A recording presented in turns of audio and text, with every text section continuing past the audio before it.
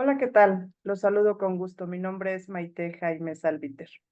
El día de hoy, en la unidad de aprendizaje denominada Seminario de Profundización en Defensa Oral y Litigio Estratégico 2, que imparte el doctor Ahmed López Jiménez en el doctorado en Derechos Humanos y Litigio Oral de la Universidad IEXPRO, analizamos el tema de la migración. En este tema hoy abordamos, para empezar, los motivos y causas que generan este fenómeno, los efectos que ocasiona la migración a nivel interno, a nivel transfronterizo y a nivel mundial. Esto tanto en los países de origen, de tránsito y de destino. Asimismo, habremos de valorar las condiciones que colocan en un estado de vulnerabilidad a ciertos grupos sociales que migran por condiciones que también habremos aquí de identificar. Vamos a hacer un esquema también argumentativo de las categorías migratorias que México reconoce en su ley aplicable a la materia. Y por último, estaremos abordando los contextos de protección de la migración, tanto en el derecho interno como en el derecho internacional. Y finalizaremos con el tema de migración forzada. Y bien, para dar inicio a este tema, a esta exposición, debemos de anotar antes que nada las causas que generan la migración. Y es que los motivos que propician este fenómeno están profundamente ligados a las condiciones económicas de los países de origen. En estudios que se han realizado sobre esta temática, se pondera precisamente que la condición económica de las personas es la que los orilla en primer punto a migrar. La falta de empleo, los bajos salarios y la pobreza en general son factores que han determinado y que han impulsado a las personas a buscar mejores oportunidades de vida en países distintos al suyo. Este fenómeno se observa específicamente en Latinoamérica y es que a partir de 2018 cobró gran auge precisamente por la transformación que han tenido los países que intervienen en los flujos migratorios, dado a que la desigualdad, la economía y la falta de desarrollo tanto profesional como industrial y agrícola, pues han creado un entorno demasiado hostil para la mayoría de las poblaciones. Las causas de la migración también pueden estar vinculadas, y lo están en la realidad, a la inestabilidad y los cambios políticos tan abruptos que viven los países de Latinoamérica. También se connotan conflictos armados, persecuciones políticas, violaciones de derechos humanos en masa. Todos estos son motivos frecuentes que obligan a las personas pues, a abandonar sus hogares. La migración puede ser también entendida desde un punto de vista doctrinario como una respuesta a la búsqueda que tienen las personas de su dignificación humana, así como su autorrealización. La teoría de las capacidades mmm, habla, por ejemplo, de las personas y de que éstas migran para expandir sus capacidades y alcanzar una vida que ellos anhelan, que ellos valoran, huyendo así de las restricciones que les imponen sus entornos en razón de la legislación, del acceso a las garantías humanas, de la protección de los derechos humanos incluso, ¿no? Bueno, los países de destino a menudo también experimentan un incremento en la fuerza laboral como un punto positivo que puede dinamizar ciertos actores económicos, especialmente aquellos que dependen de la mano de obra barata y flexible. Sin embargo, pues eso también nos puede llevar a una presión sobre servicios públicos que en ocasiones no se encuentran abastecidos también por la falta de recursos económicos que los estados o naciones destinan a esos rubros.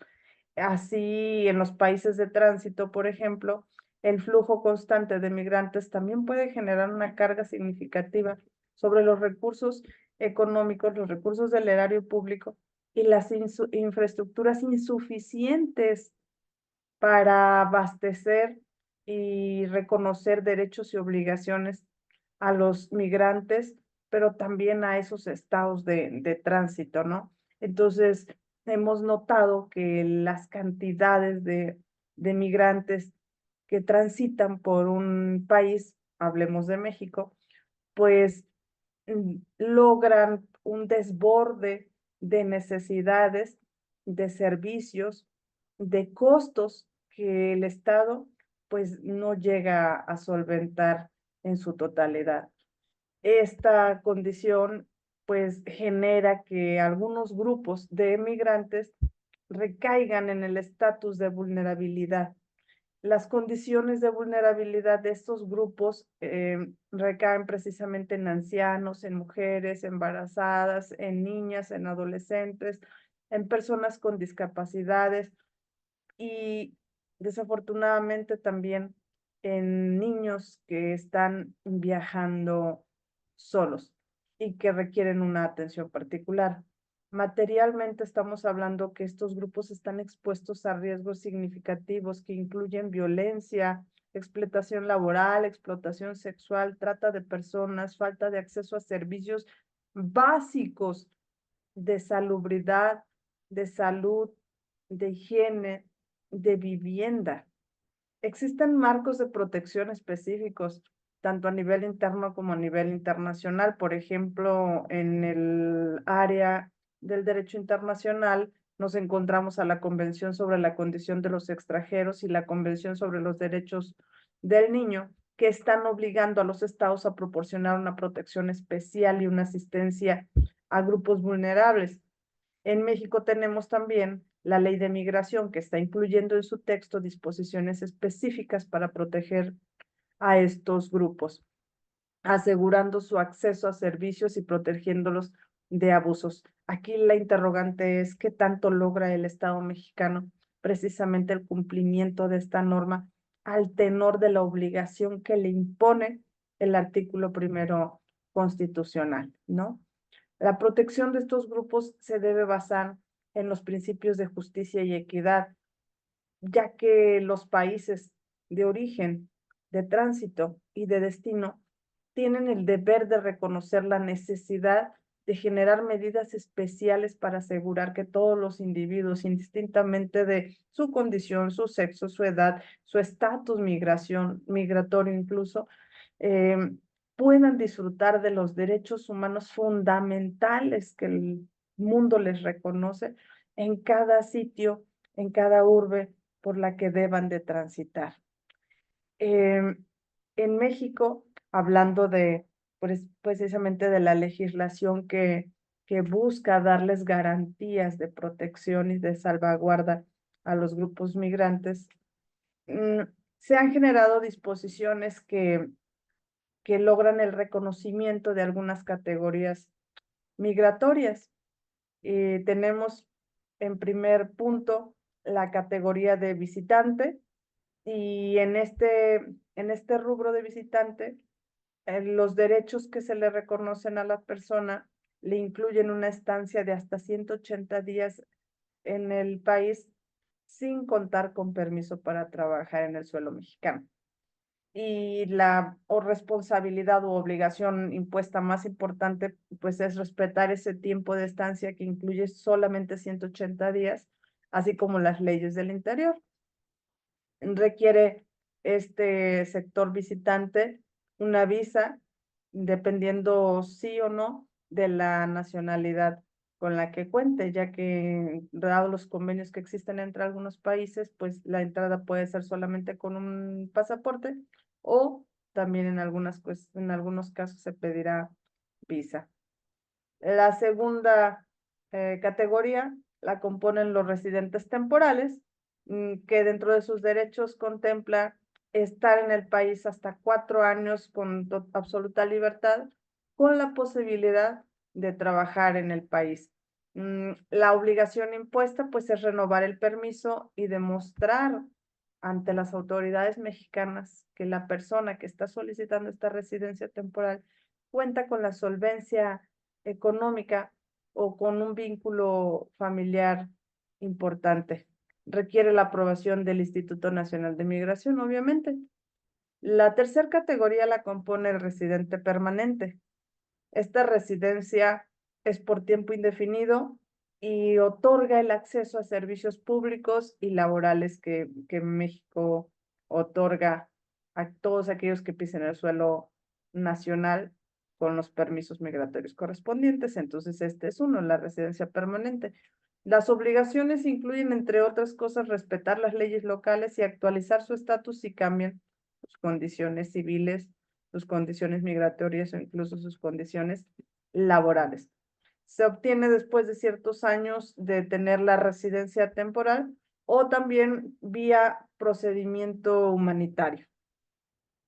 Y la siguiente categoría es la de refugiado asimilado. Y bueno, aquí hay una protección amplia contra la devolución al país de origen. Hay acceso a servicios básicos, también, igual que en las otras categorías, considera la posibilidad de trabajar siempre y cuando se cumpla con las disposiciones de la materia, que el trabajo sea lícito y demás. Las obligaciones, pues, constituyen el seguir los procedimientos legales para obtener ese reconocimiento de refugiado o de asilado y cooperar con las autoridades migratorias en los procedimientos que se establecen para la consecución de esta categoría. Las regulaciones tienen que ver con un proceso que está gestionado por la Comisión Mexicana de Ayuda a Refugiados, la COMAR. Y bueno, las otras categorías pues tienen que ver con la migración no legítima, no reconocida por la ley. Y, y bueno, retomando el tema del estatus migratorio, de la migración, hablábamos de que existe un marco legal que aborda precisamente la protección de derechos humanos fundamentales a las personas que transitan por los países para buscar, como lo decíamos al principio, mejores oportunidades de vida, ¿no? A nivel internacional hablamos de la Convención sobre la Condición de los Extranjeros, que es adoptada en 1928 en La Habana, Cuba, y que establece una serie de disposiciones legales para la protección de los derechos de los extranjeros. Esta convención busca garantizar que los extranjeros reciban un trato justo, equitativo, en todos los países por donde transiten, en comparación con el país de su residencia, evitando sobre todo la discriminación y protegiendo sus derechos económicos, sociales y culturales. El acceso a la salud es preponderante en esta convención. Esta convención también obliga a todos los estados que firman a otorgar a los extranjeros un trato no menos favorable que se les otorga a los ciudadanos en términos, decíamos, de los derechos fundamentales. Esto incluye la protección contra una detención arbitraria, artículo 16 constitucional, el acceso a un juicio justo, el debido proceso y obviamente la protección a la propiedad. Se basa en principios de igualdad y de no discriminación y promueve la idea, pues, de que todas las personas, independientemente de su nacionalidad, pues deben de gozar de los mismos derechos y protecciones que las leyes del país en el que se encuentran, pues les reconocen a todas las personas sin distinción alguna.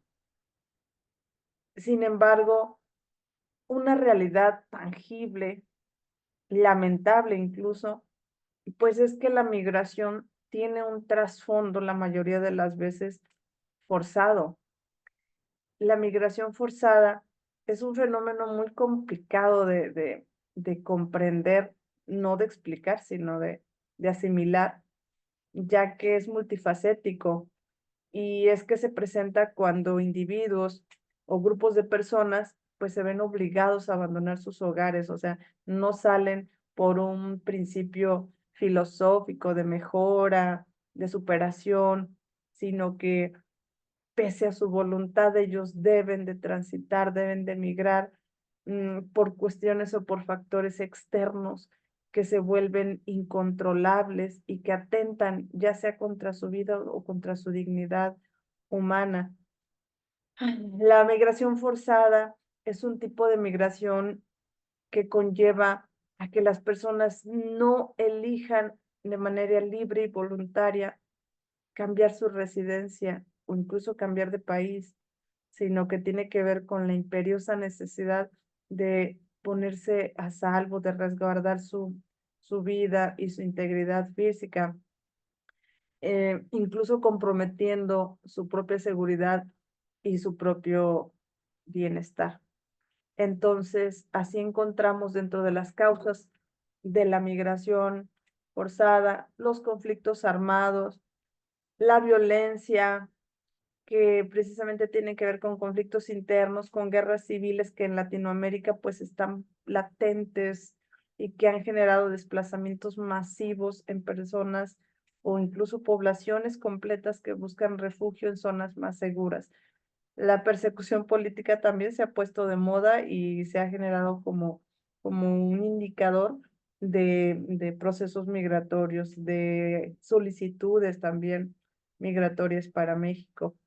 Mm, incluso se destaca que la persecución por razones políticas, religiosas, étnicas o de género, pues ha obligado a muchas personas a huir de sus países y que tiene que ver con naciones que están resolviendo a través de dictaduras, de regímenes autoritarios, que están pues llevando a cabo violaciones sistémicas a los derechos humanos y esto propicia precisamente los desplazamientos de grandes masas.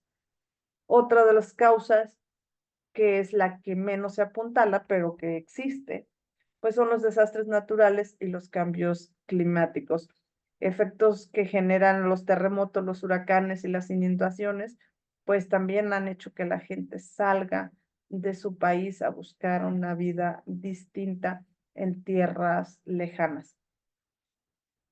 La migración forzada, pues ha generado impactos en los países que se ven involucrados, sobre todo en los de tránsito y en los de destino.